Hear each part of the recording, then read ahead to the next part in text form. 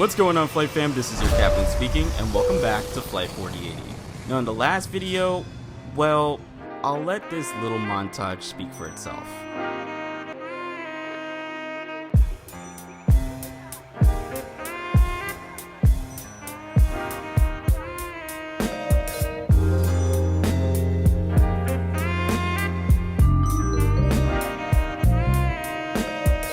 Thank you so much. Bye-bye. Take care. You too. Thank you. Bye-bye. Good evening. Bye-bye. If you can't tell, I'm actually still kind of uneasy because of what happened at the beginning of the journey. Was it a memorable one? Of course it was, because I didn't get any landing footage. To be honest, when I passed the crew, their faces changed once they saw me. And to be clear, no, I'm not looking for any sort of drama. So honestly, I'm glad that this flight is over, but I definitely want to fly on the A380 again, hopefully in the updated version of their business class or in first class next time. But finally, we are here. First time in Dubai. Been to Doha, now I'm here in Dubai, so let's see how it is. Because I got Dubai Connect, and that's where Emirates puts you in a hotel if you have a layover for more than 8 hours. I have just arrived to the United Arab Emirates, Dubai to be precise. It's a new city and a new country for me, and we have about 14 hours before our next adventure. The last time I had a layover in the Middle East, it was in Doha, and I didn't know at the time that Qatar Airways actually had a similar program to Emirates. I walked around all night long and then went back to the airport. Meanwhile, I could have stayed in a nice 4 to 5 star hotel. Mind you, the layover was just 1 hour longer. But you learn from your mistakes, and I definitely tapped into Emirates Dubai Connect this time. Eligibility varies, however, it doesn't matter if you're in economy, premium economy, business, or first. Everyone is welcome as long as you're eligible while booking. And again, to highlight, the main qualifying factor to this is having an itinerary where your layover time exceeds 8 hours. Arriving in Dubai is crazy because the terminals there are massive. And though Terminal 3 altogether is Emirates Hub, I like to call this a super hub.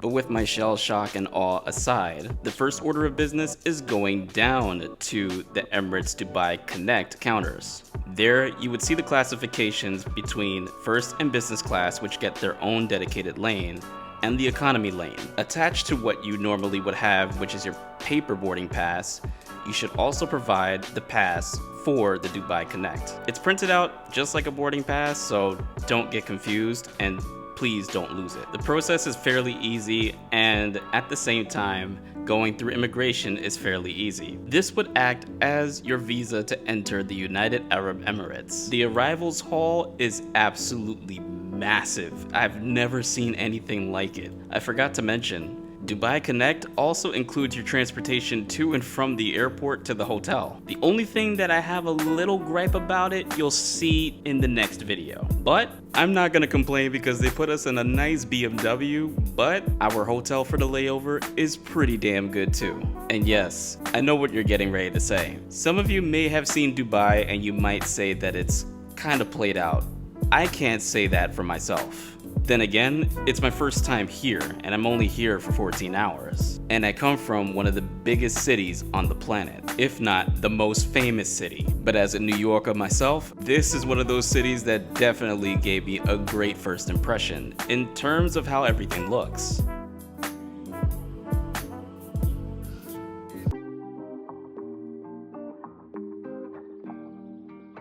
Welcome to the Business Bay section of Dubai. More importantly, welcome to the JW Marriott Marquis, with Tower 1 completing construction in November of 2012 and Tower 2 being completed in February of 2013. This hotel is the third tallest hotel in Dubai and the third tallest hotel in the world. And just an interesting fact, Dubai holds 7 out of the top 10 rankings for the world's tallest hotels.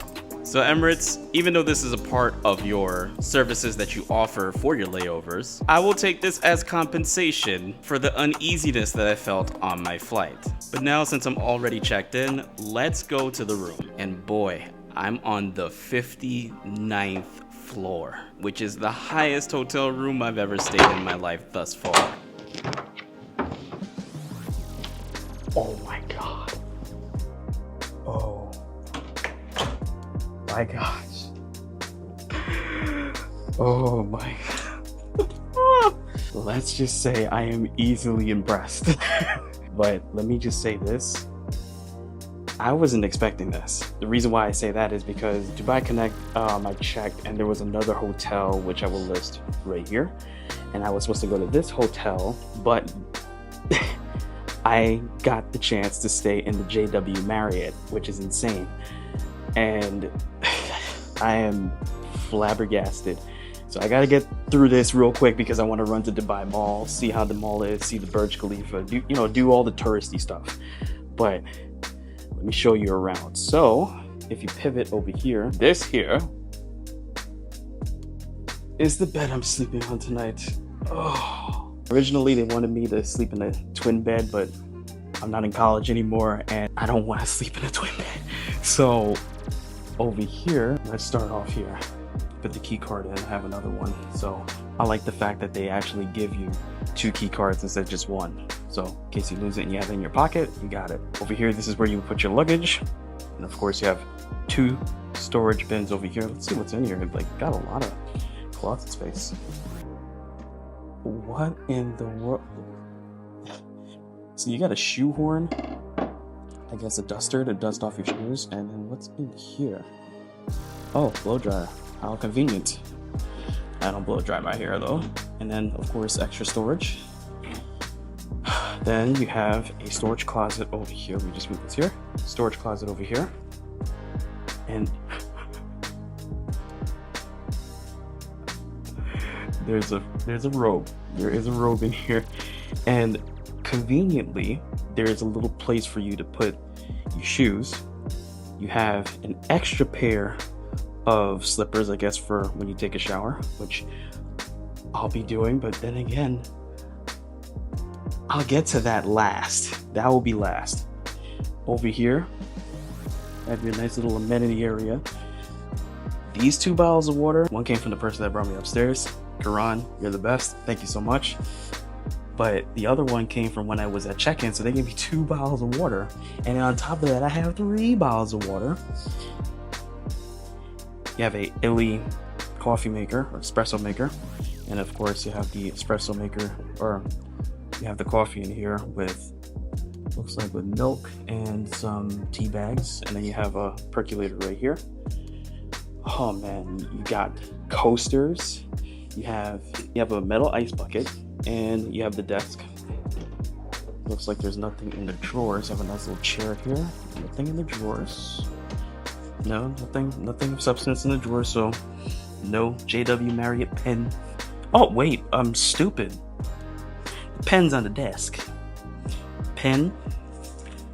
And, oh, well, this is the holder, but little notepad, a few little notepads for you to write your stuff. Let me just elegantly set it back, you see? You gotta be demure. I know by the time this comes out, demure is not going to be in style anymore. You got the little touch point here in the pen, be extra bougie if you don't want to use your fingers. And over here, universal power outlet, as well as an HDMI port, another USB charging port here for USB-A. And you also have, oh, you got an auxiliary port here. So I guess that connects straight to a nice size TV. I think this is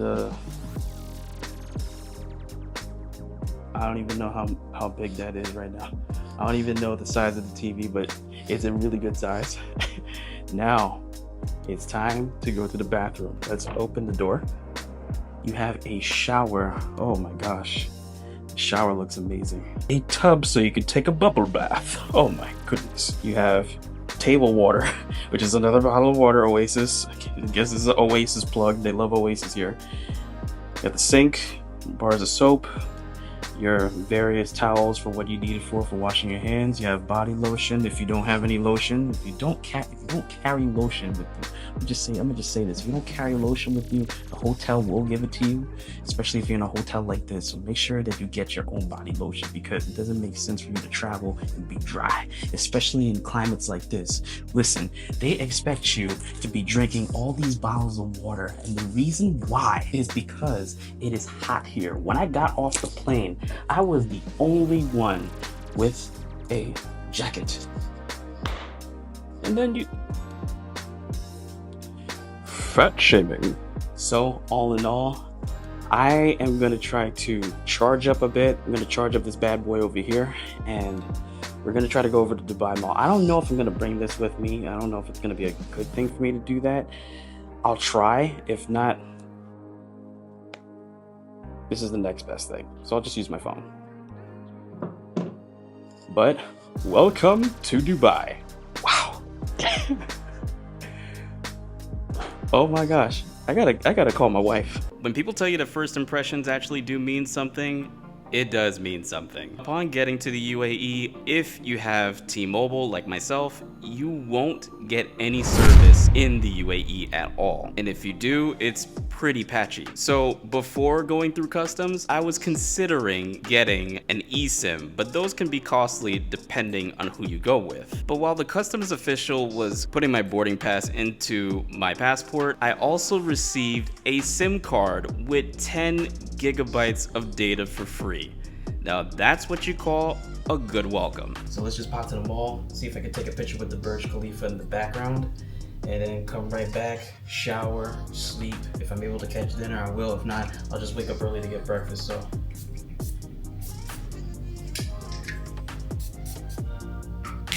let's go to Dubai Mall.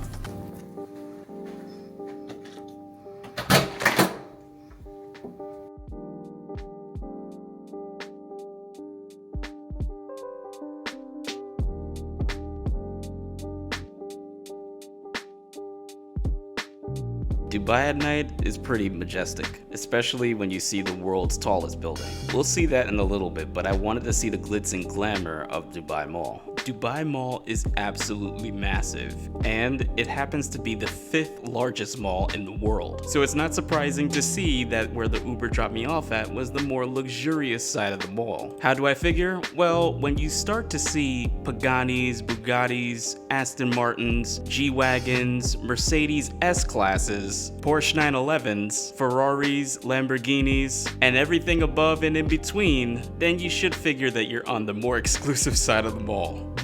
When I entered, I actually did receive an Arabic coffee, which I was actually pretty shocked. And though I don't have any footage of that side, let me just say, it's very exclusive. But something that's very inclusive and something that did take me back a little bit was the fact that I saw SeaWorld inside of the mall. I haven't even seen the main attraction and already felt blown away. So you can't film here, just walking around in this mall.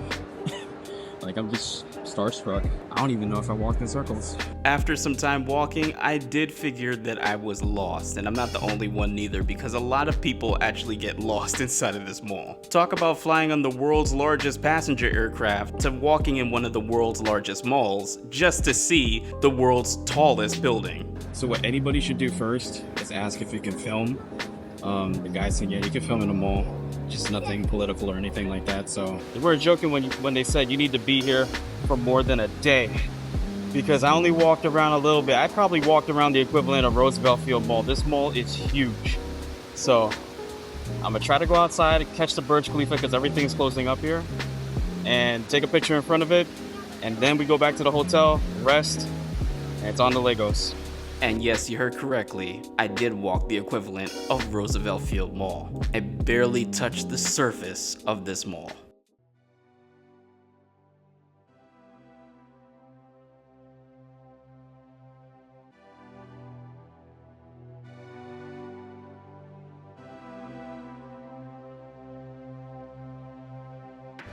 If I could curse right now, I would, but this is just insane. I'm standing right in front of the world's tallest building, the Burj Khalifa. Oh my God. Wallahi, Oh my god. Me being from New York City, I'm used to seeing tall buildings, especially One World Trade, which happens to be the 7th tallest building on the planet. One World Trade is 1,776 feet, but the Burj Khalifa is nearly 1,000 feet taller than One World Trade. So my shock, awe, and disbelief was definitely warranted.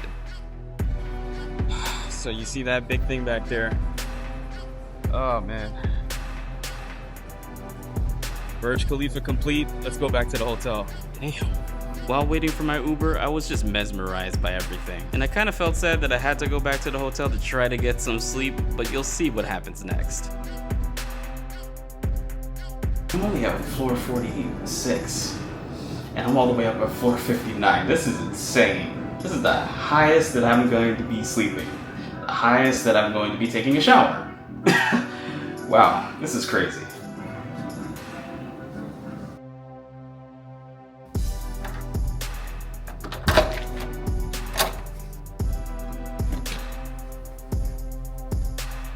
The time now is 11:45. My flight leaves at, I believe, 9:45. Let's just confirm that really quickly. Yeah, 9:45. They're picking me up from the hotel at 7:15. So breakfast in the morning, but right now I gotta go and take a shower and go to sleep.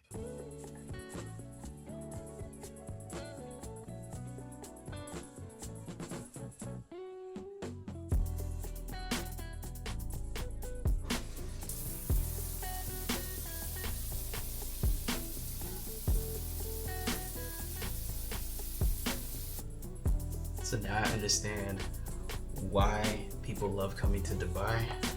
Service is impeccable. I ordered some pizza. It is 1:37 in the morning and breakfast starts at 6.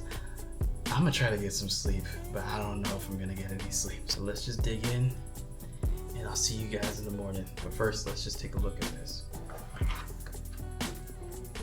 Oh, I love Nigeria, but I kind of want to stay here for 2 extra days. Emirates, make an extra day for this hotel, please, because this is amazing. Oh my gosh. Some people find this to be an everyday occurrence, but for me, I'm always grateful for every opportunity, especially opportunities that you did not see coming.